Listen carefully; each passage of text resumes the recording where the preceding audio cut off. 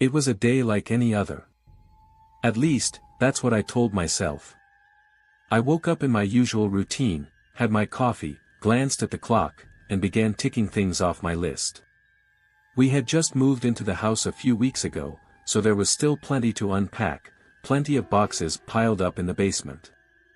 Things like that never seem urgent, right? You think, I'll get to it later, and yet the clutter piles up. But that's when I found it. Something that shouldn't have been there. Something I wish I had never touched. I'd gone down into the basement to grab a box of old photographs. That's when I noticed it, an old, weathered wooden chest, tucked away in the far corner. It wasn't part of the moving boxes. It wasn't something I recognized, yet it looked like it had been there forever, hidden behind layers of dust and cobwebs, as if it had been waiting for me to find it. I should have left it there. I should have kept walking, gone upstairs, and continued with my day. But curiosity pulled me in. I opened it slowly, the creaking hinges sending a shiver down my spine. And there it was, an old journal.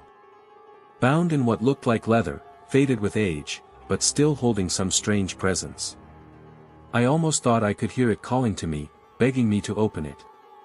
So, I did. I had to. At first, the pages were brittle, yellowed by time. The ink was faint, but legible. I skimmed through the pages, expecting nothing more than the ramblings of someone long gone, maybe a record of someone's forgotten life. But as I read, as I kept reading, I realized that this journal, this very journal, was a record of something far more dangerous than I could have imagined. There were warnings. Simple, clear warnings. Messages written in a frantic hand, almost as if the person who had written them had known what would happen if the journal was ever opened. Warnings about events, places, and people that I couldn't understand, not at first. But it didn't matter. I was already too far in. I had to know. I kept reading, and that's when the chills started. The first warning seemed like a coincidence, something vague. But as I turned the pages, the warnings grew more specific, more urgent. And then came the final one, written in the most frantic, desperate hand I'd ever seen. It said, "Once you've found this, it's too late. You will not be able to stop what's coming. The shadows are already watching." I closed the journal then, and tried to laugh it off. It's just a book, right? A forgotten relic from someone's past. Nothing to be afraid of. But that's where I was wrong. That's where I made the mistake that would change everything. The warnings, the strange writing, it all started happening. One by one, the things in that journal began to unfold, just like it said they would. The strange noises in the middle of the night. The shadows in the corners of my vision that would never fully disappear. And that cold feeling in the air that seemed to follow me, no matter where I went. At first, I thought I was imagining it. Maybe the stress of moving, maybe I was just tired. But then the warning started to feel real. Too real. And soon, it wasn't just shadows or sounds, it was something worse. Something that was happening because I read that journal. Something that was no longer content to stay hidden. I'm telling you this because I can't ignore it anymore.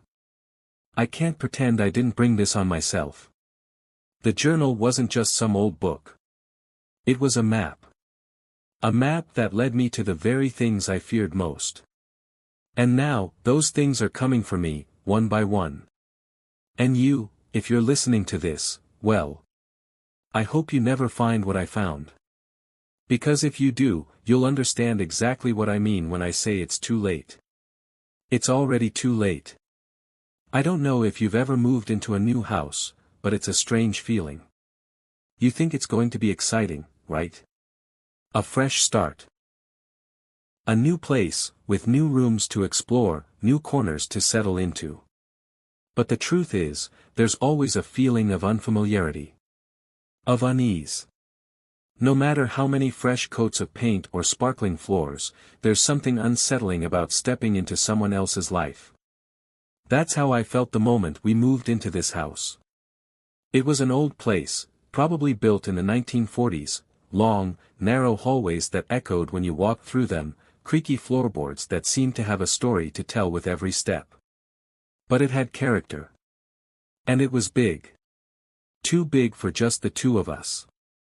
I thought maybe it was just the weight of the move, or the fact that the house was so much larger than our last one. My wife, Anna, she was thrilled about the space, but I wasn't so sure. I kept thinking something about the house just didn't feel right. Maybe it was the way the light never seemed to fully reach the corners of the rooms, or how the basement always felt cold, even in the summer. But we pushed those thoughts aside.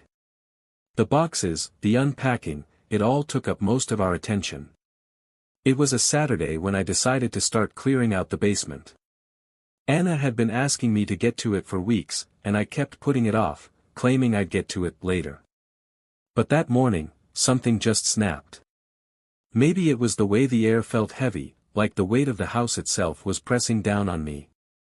Or maybe it was just the thought of getting things organized before we ended up buried under boxes forever. I don't know. But I went down there, into that cold, dimly lit basement, the kind of basement that always feels like it's holding something just out of sight. The walls were made of old brick, cracked in places, like the house itself was slowly crumbling. I started with the boxes in the far corner, the ones we hadn't opened yet. They were covered in thick dust, like they hadn't been touched in years, even though we'd only moved in a few weeks ago. As I shifted them aside, something caught my eye. At first, I thought it was just a pile of old clothes or something. But no, this was different. It was a wooden chest, dark and weathered, tucked behind the stacks. It had that old smell to it, musty, damp, like it had been sitting there for decades. It didn't belong there. I was sure of that. But there it was, sitting in the corner as though it had been waiting for me. I should have left it. I should have walked away, closed the door, and never thought about it again. But curiosity got the best of me. Isn't that always the way? I was already deep into cleaning and unpacking, so what harm could it do? I bent down to open it, not expecting much. Maybe an old blanket or a few forgotten trinkets from the previous owners. But when I lifted the lid, I felt it. That rush of cold air, like something had been sealed away for a long time. And there it was, an old journal, bound in what I thought was leather, but it was so cracked and faded that I couldn't be sure. Its edges were frayed, its pages yellowed with age. It almost seemed to pulse in my hands, a strange, heavy feeling, like the weight of history was pressing down on me.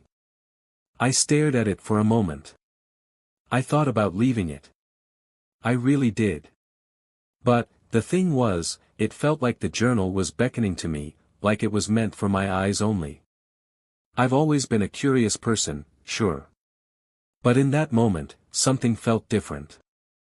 Almost as if I had no choice. Like the journal wanted me to read it. So I opened it. The first page was blank. The second one too. But then, the writing started. In faded, shaky handwriting, the words appeared. At first, it seemed harmless enough, just a few notes about the house's history, details about the previous owners, things you'd expect to find. But the more I read, the more I realized something wasn't right. The writing didn't feel like it was meant to be a history, not really. It was like a warning. A plea. I couldn't make sense of it, but I knew, deep down, that I wasn't supposed to be reading this. The further I went, the more the words seemed to be addressing me directly. It was like the writer knew I would find it. They knew I would come to this house, to this very basement. And the warnings, they were there, clear as day. Not just for the house, but for me. At first, I thought it was just a coincidence. A person's ramblings, nothing more. But then, I read one line that stopped my heart in its tracks. It said, "Once you start, you can't stop.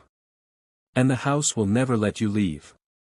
I remember reading it over and over, as though I hadn't fully understood it the first time. It didn't make sense. It couldn't. But in my gut, I felt it, the first stirrings of something darker, something wrong. That night, I should have burned the journal. I should have buried it, thrown it away. But I didn't. And now, it's too late. The warnings weren't just warnings. They were promises. And now, one by one, they're coming true. It wasn't like I was looking for anything special that day, not in that basement. In fact, I was just trying to get through the boxes, figure out what went where. I remember standing in the corner, staring at the stacks, when my eyes caught something. A small chest, tucked behind a pile of old holiday decorations and boxes of stuff I didn't even recognize. It was strange, almost as if it had been deliberately hidden. And that's when the unease crept in, that familiar feeling that something was off. But, like any person would do, I shrugged it off. I told myself it was nothing, just an old trunk filled with things that had been left behind. I opened the chest slowly, careful not to make too much noise. The hinges groaned, loud in the otherwise silent basement. My fingers brushed against the edges of something smooth and cool, and then, finally, I pulled it out. A journal. At first glance, it looked like any old book, except it wasn't. The leather cover was cracked and worn, like it had been touched by countless hands. It was heavy in my grip, almost unnaturally so, as if it held more than just paper and ink. The smell hit me first, musty, like old wood or damp earth, but there was something more to it, something faintly metallic that I couldn't quite place. It was as though the journal had absorbed the very air around it, carrying years of silence and neglect.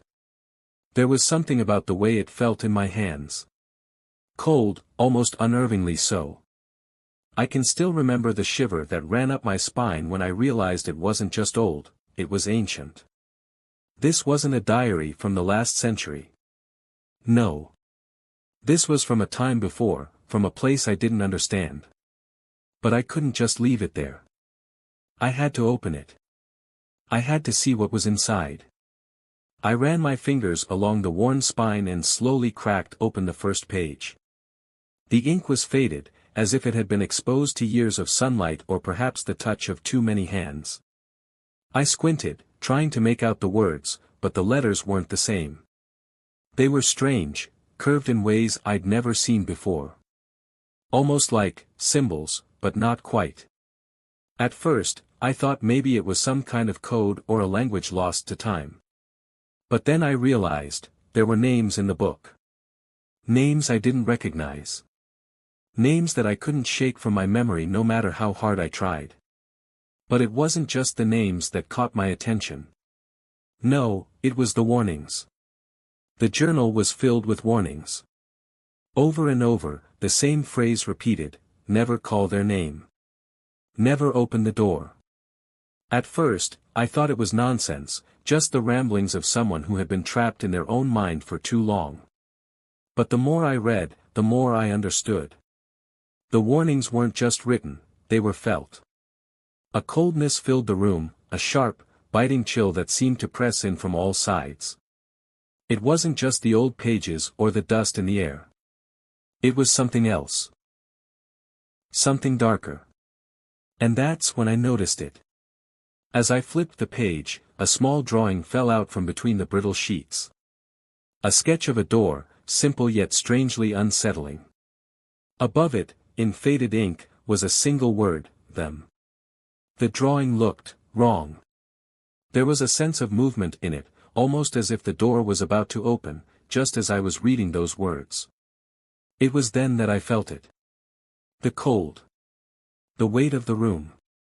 My breath came out in short, ragged gasps as I tried to shake the feeling that I wasn't alone. But I still kept reading. I don't know why I didn't stop. Maybe it was the compulsion, the need to understand, or maybe it was because deep down, I had already felt that something was going to happen. The journal spoke of a place, a door, somewhere in the house. I didn't know where, but the more I read, the more I felt like it was there, just beyond my reach. The door was supposed to open, but not for anyone who wasn't chosen. And then, that name.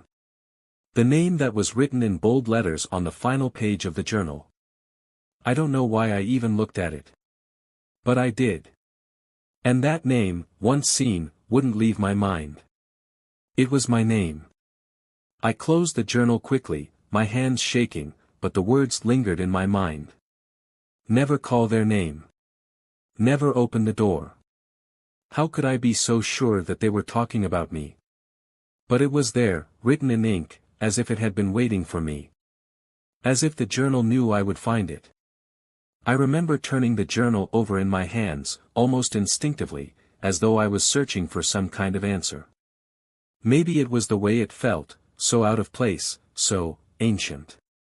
My fingers traced the worn edges of the cover, and I thought to myself, this can't be anything important. Just some old notes, forgotten over time. But I was wrong. Dead wrong. I opened the cover slowly, half expecting it to fall apart in my hands. But instead, the pages felt sturdy, despite the age. The first few pages were filled with neat, old-fashioned writing, the ink dark and consistent. The handwriting seemed almost deliberate, methodical, like the writer had taken their time to document every word. I couldn't stop myself from reading. I thought, maybe this is just a record of the house's history, something mundane. But as I flipped through the pages, I realized how wrong I was. The first page that truly caught my attention was dated more than 100 years ago. The ink was faded, but still legible. The words on the page were strange, written in a hurried, almost frantic hand.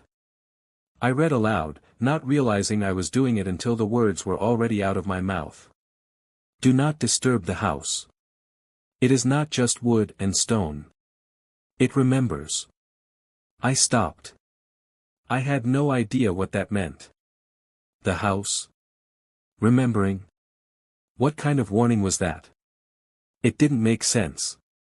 I read it again, as if hoping the words would shift, would make sense somehow. But they didn't. The more I thought about it, the more unsettling it became. Something about the tone of the warning, it felt urgent. Almost like the writer was pleading for someone to listen. The room around me seemed to grow colder, like the air itself had thickened. I could feel the hairs on the back of my neck stand up. I wasn't alone in that basement. Not really. The silence seemed to press in on me, heavier than before. I thought I heard something, a faint rustling sound, soft, like a breath or the shuffle of feet. But when I looked up, there was nothing.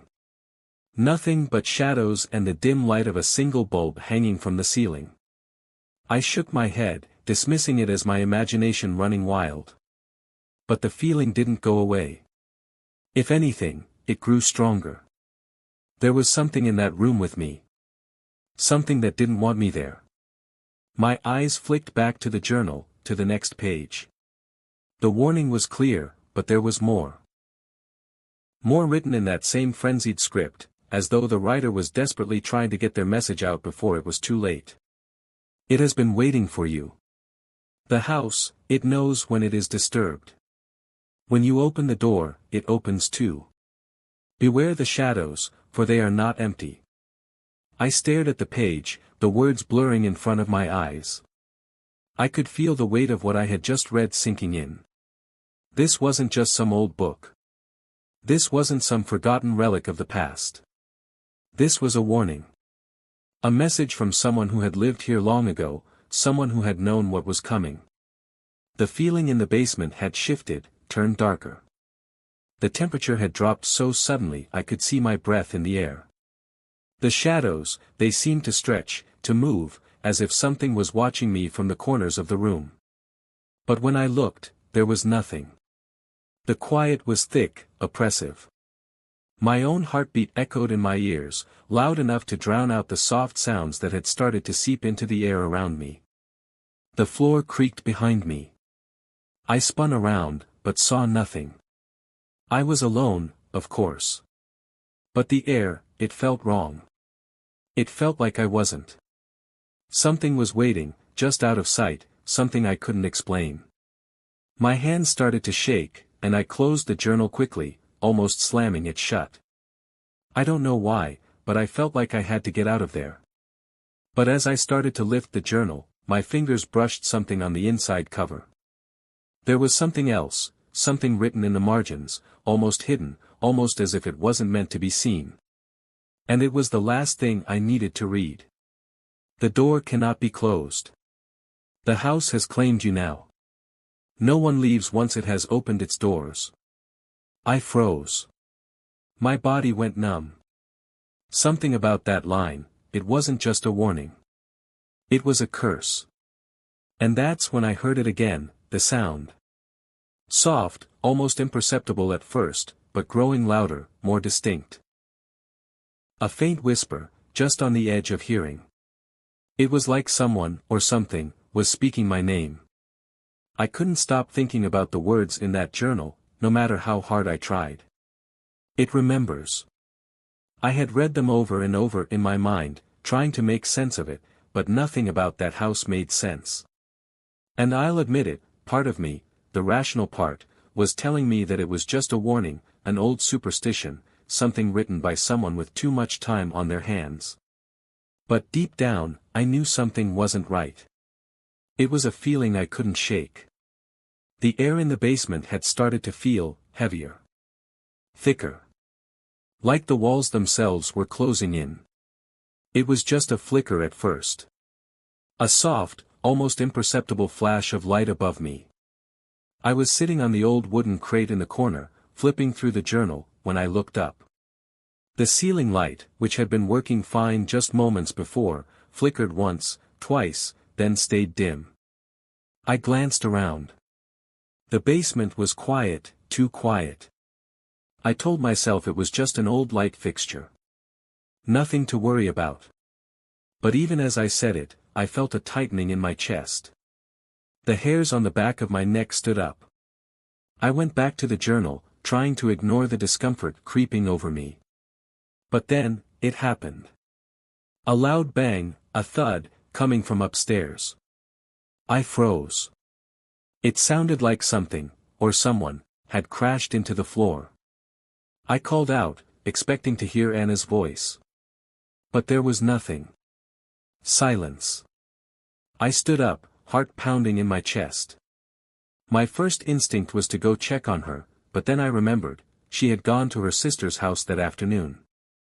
She wasn't even home. I tried to shake it off. Old house noises. You know, creaks in the floor, the house settling. It's nothing, right? I told myself that. But my feet moved on their own. I walked toward the stairs, toward the source of the noise. My mind kept telling me it was nothing. But my heart was beating so fast, I could feel it in my throat. I reached the bottom of the stairs, and that's when I saw it. A shadow. It was fleeting, just a glimpse out of the corner of my eye.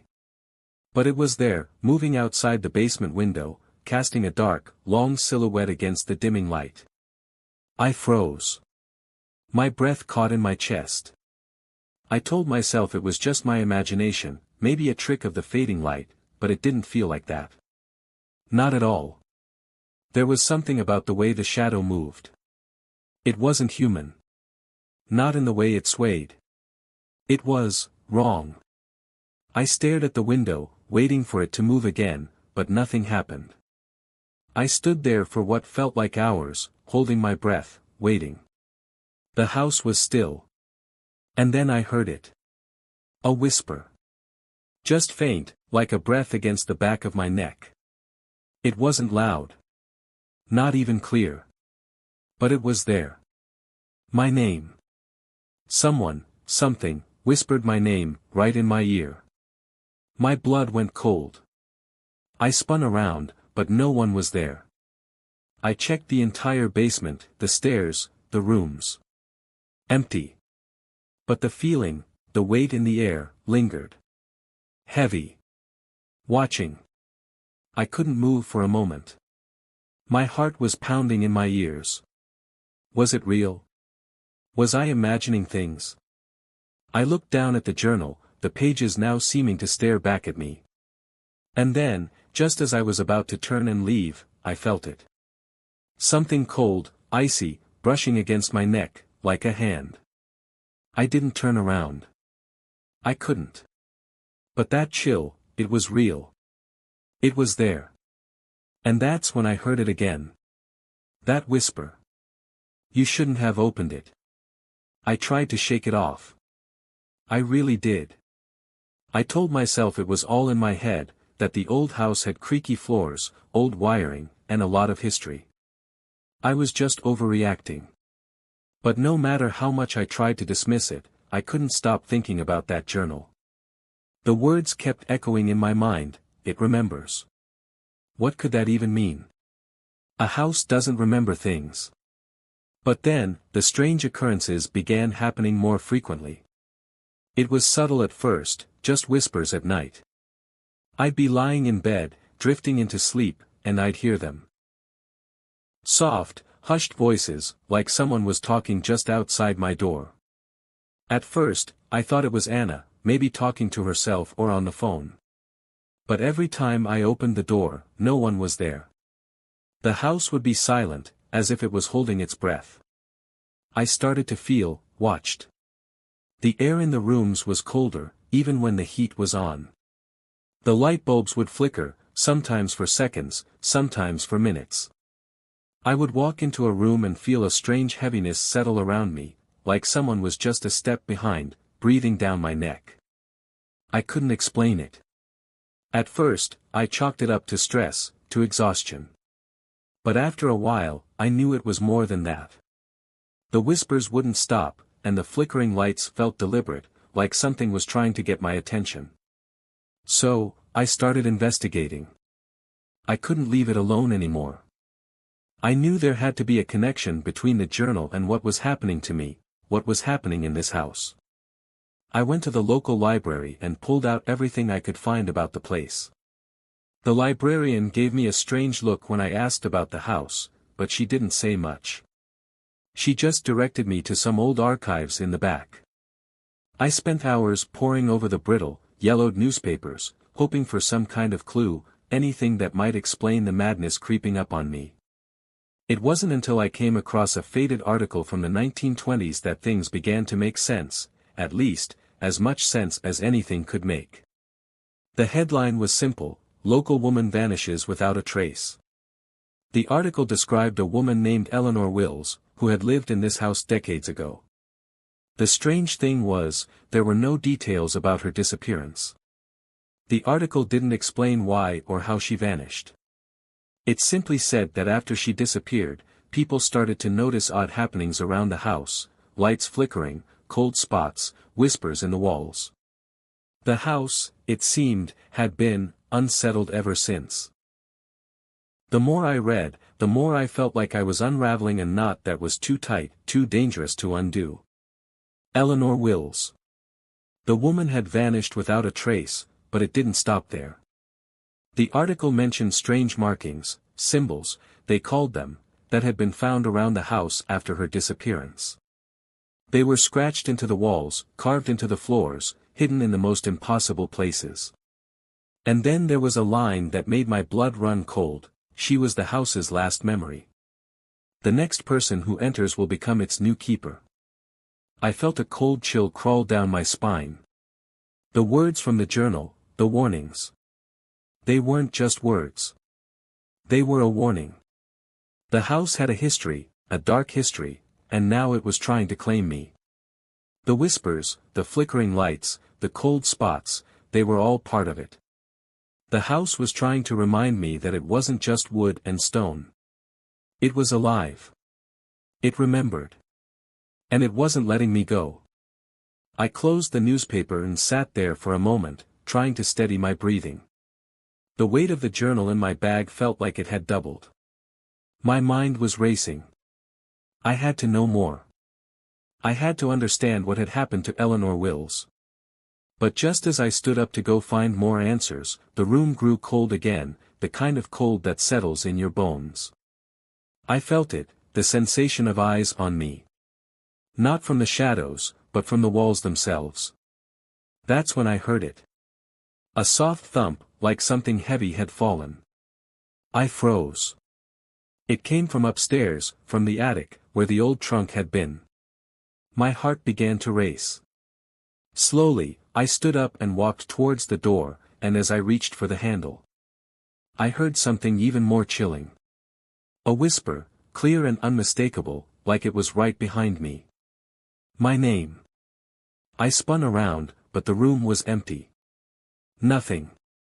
But the whisper, it wasn't just in my head. It felt real. It was like the house had finally decided to speak to me, and it wasn't happy with the questions I was asking. I had to know more. But as I turned to leave, the journal slipped from my bag and hit the floor with a sharp, hollow thud. I bent down to pick it up, and when I looked at the page it had opened to, my blood ran cold. The words were no longer the same.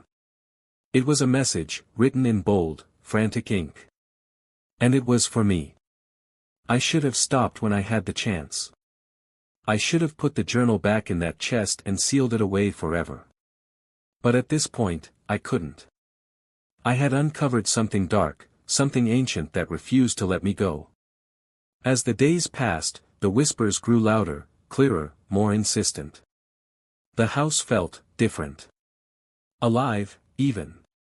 It wasn't just a feeling anymore, it was as if the walls themselves were breathing, shifting, like the house had become a living, watching thing. The floorboards creaked behind me, not from the usual house settling, but with purpose, deliberate, heavy footsteps following my every move. And the cold was unbearable. It wasn't just a chill.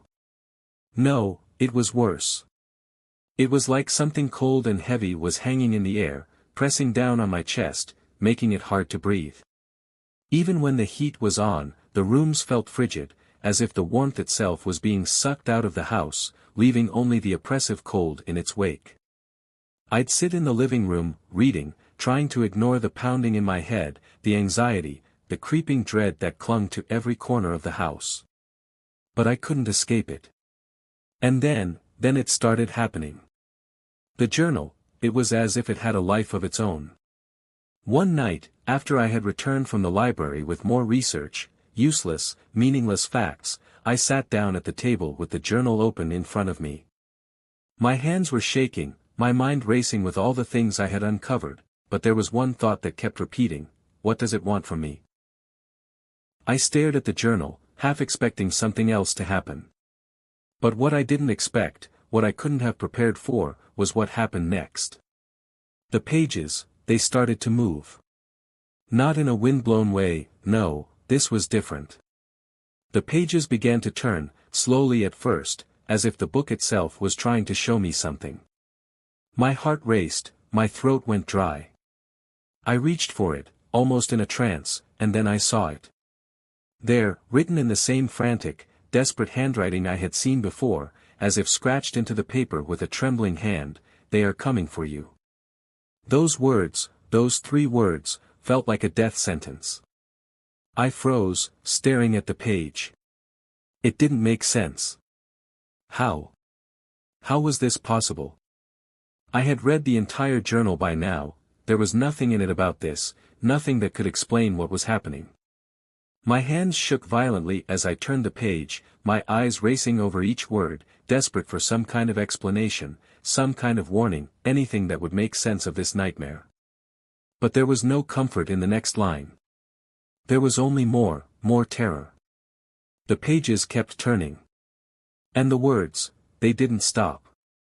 It wasn't just written words anymore. No. Something darker, something more terrifying was unfolding. The letters began to smear, like ink bleeding across the pages, like the journal was trying to speak to me, trying to send a message that was too dangerous to be heard. But I couldn't tear my eyes away. I watched in horror as the words formed, "It remembers your name."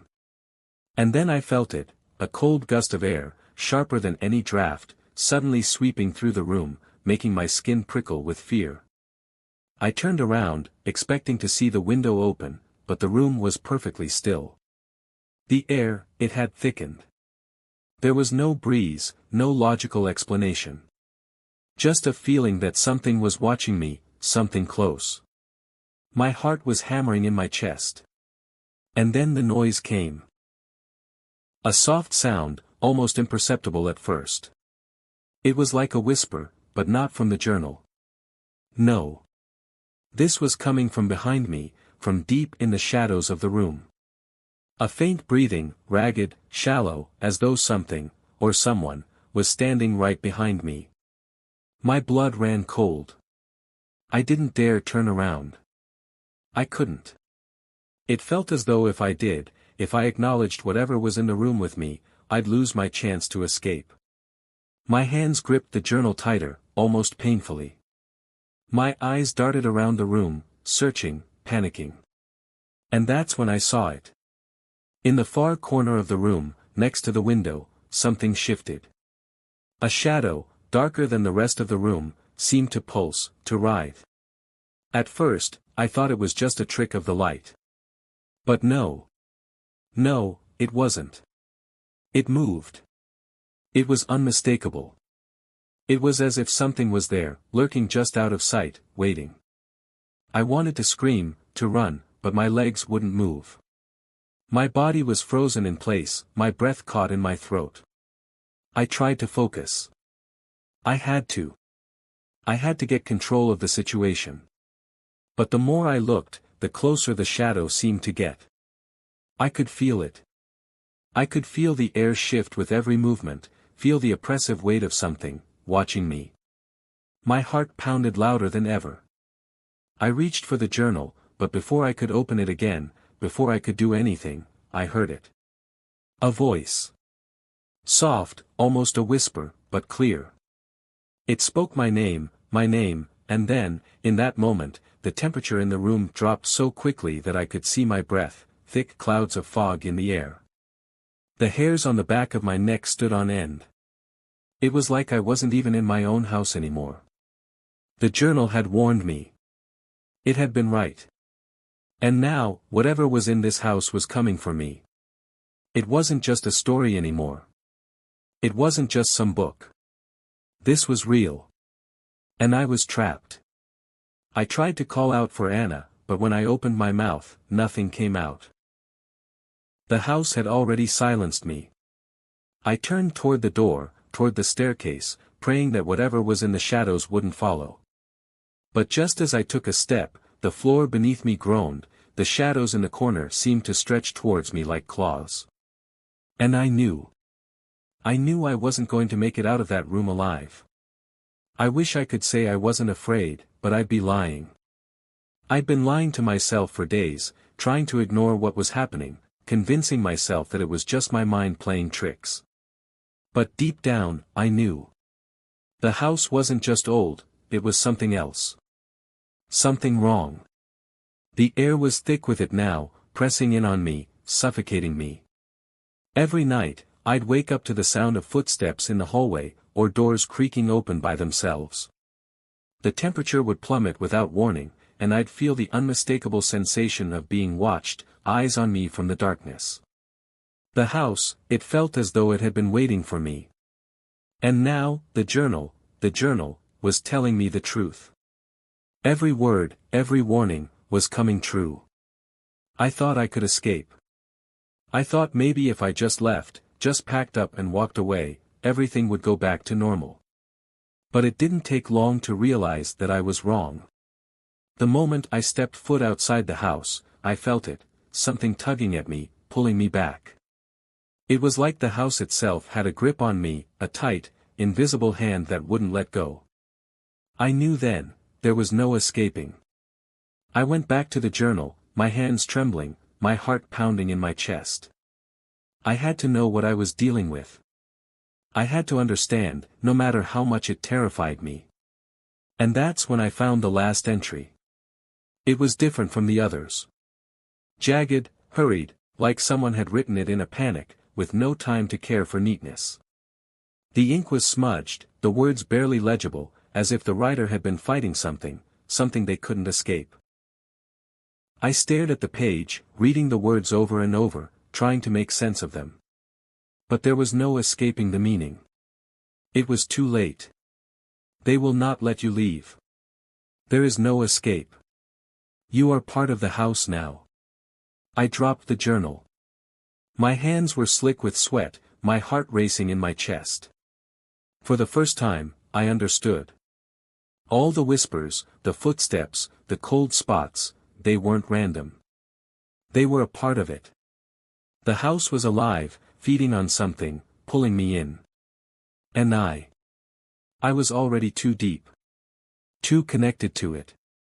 I couldn't escape, no matter how hard I tried. The house had claimed me. I tried to close the journal, tried to walk away, but that's when it happened. A low, guttural creak from behind me, like the floorboards were shifting under their own weight. Slowly, so slowly, I turned. I didn't want to, but something compelled me to look. And that's when I saw it. A shadow. Taller than any human figure, and yet, it didn't look human at all. It was shifting, morphing in the corner of the room, moving in ways that shouldn't have been possible. Its outline was blurry, like it was made of smoke or fog, and yet, there was something solid about it. Something that made my blood run cold. The temperature dropped even further, and I could hear, breathing. Slow, labored breaths, as if the shadow was inhaling and exhaling through the walls themselves. It started moving toward me. One step at a time, like a predator closing in on its prey. And all I could do was stand there, paralyzed, unable to move, unable to look away. I knew, in that moment, what the journal had meant. It was all true. The house wasn't just a house, it was a living thing, and now I was a part of it. And then, it whispered my name. I didn't know what happened after that. I don't know if I screamed, or if I fainted, or if I simply froze in place. But I do know one thing, when I opened my eyes again, the house was no longer just a house. It was a prison. And I was inside it. I didn't know how much longer I could take it. The house had been slowly, relentlessly, breaking me down, piece by piece. The journal had warned me, and now, there was no denying it, whatever haunted this place, it was real. More real than I could have imagined. My mind was unraveling, the line between what was real and what was just a nightmare, fading with every passing hour. The shadows had grown bolder, creeping across the walls even when I hadn't moved a muscle. I could feel them, hear them, following me, whispering in languages I couldn't understand. They had become louder, more insistent. They wanted something. Or someone. It was one night, after I had read that final, cryptic warning in the journal, that everything began to change. I had no idea what I was supposed to do. I couldn't leave. And for some reason, I couldn't stop looking at the journal. It had become an obsession, a pull I couldn't explain. But then, as I sat there, staring at the faded ink, almost as if the journal was alive, I heard it. The footsteps. Not just in the hallway anymore. They were right behind me, heavy, deliberate. I spun around, but there was nothing. Just the oppressive silence of the house. I thought I was losing my mind. But then it happened. The air in the room, it changed. It grew thick, heavy with a coldness that seemed to reach into my bones. The shadows seemed to stretch and move, almost like they had a life of their own, curling around the corners of the room, like fingers reaching for me. And there was something else, a low sound, like whispering, but not in words. It was more of a feeling. A pressure. A scream building just beneath the surface. The darkness was pressing in on me from all sides, suffocating me. I tried to stand, but my legs wouldn't move. It was like the house had held me there, trapped me in its grip. I tried to run. I don't know where to, or even why I thought I could escape, but I ran. I bolted out of that room, through the narrow hallways, my heart pounding so hard I thought it might burst. But the footsteps, they were behind me. Every time I turned a corner, every time I thought I was getting away, they were there. Right there, just behind me. My breathing grew shallow, my vision blurred. I could hear the whispers now, clear and distinct, calling my name, pulling me back toward the heart of the house. I reached the stairs and bolted down them, my hands gripping the railing, nearly slipping on the steps. I could feel it now, something close, closer than ever, watching me, reaching for me. I swear I heard a voice, not from the journal this time, but from the darkness itself. It spoke my name, slow and cold, like the breath of someone who had been waiting far too long. The walls seemed to bend around me, the house itself shifting, rearranging, trying to trap me in its maze. And then, I saw them. Figures. Faces.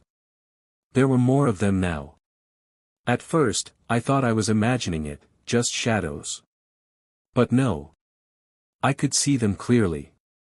They were standing at the top of the stairs, just beyond the reach of the dim light.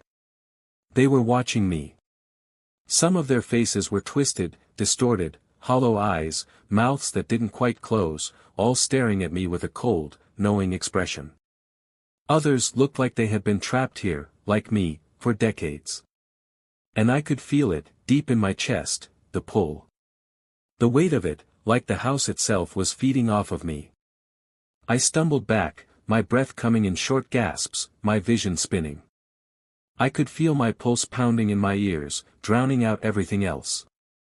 The shadows moved again, faster now, sweeping across the room, reaching for me, their fingers brushing my skin. And then I saw it. A figure, tall, cloaked in darkness, emerging from the very walls of the house. Its face was obscured, but I could feel it watching me, studying me, knowing everything about me. It didn't speak. It didn't need to. But I knew what it was. And I knew what it wanted. I ran again, but this time, the house had changed. The hallways were different, twisted, as if they were trying to push me into a corner. I couldn't find the door. I couldn't find the exit. I was trapped, lost inside the house. And the shadows, they were closing in, all around me. They whispered louder now, their voices blending into a single, bone-chilling chorus, "You can't leave. You are part of the house now." I turned, ready to face whatever was coming for me, but I don't know what happened next. Everything went black. And I don't know if I was pulled into the darkness or if I simply lost my mind. Maybe the house took me. Maybe the house finally claimed me. I've heard that old houses, they don't just settle with age. They hunger. They remember. And now, I wonder, am I just another part of it? Another face that watches from the shadows? Another whisper in the dark? The house is still here. And it still watches. Waiting. I don't know how I made it out of that house. I still can't understand what happened. All I remember is running through the halls, heart pounding, legs shaking. I could hear the whispers growing louder, feel the cold air closing in around me, the weight of the house pushing against my chest. The shadows were everywhere now, not just in the corners of my vision, but right in front of me. They reached for me, clawed at my skin with invisible fingers. Faces from the past, twisted and hollow, stared at me with empty eyes. They wanted me. The house, it wanted me. I remember reaching the door. The front door. The one I had tried to leave through so many times before, only to find it locked. This time, it wasn't. It swung open with a creak, like it had been waiting for me, just like the house. I stumbled outside, into the cold night air, gasping for breath. I didn't look back. I didn't dare. But I heard it, the sound of the door slamming shut behind me. And that was the moment I realized, it was never going to let me go. I thought I was safe. But even now, when I lie in bed at night, I can still hear the whispers. They're faint, distant, but they're there. Calling from the basement. From the place where it all began. Sometimes, when I close my eyes, I can see shadows moving at the edges of my vision. I don't know what it is, or why it's following me. But I know this, I'll never forget the house. I'll never forget the way it felt to be trapped inside, the way the walls seemed to breathe, to live. And I'm not sure what's worse, the fear of what happened, or the fear that it's still out there, waiting for me to come back. I escaped. But the house is still there. And sometimes, late at night, I hear whispers from the basement, calling my name. Telling me to come back.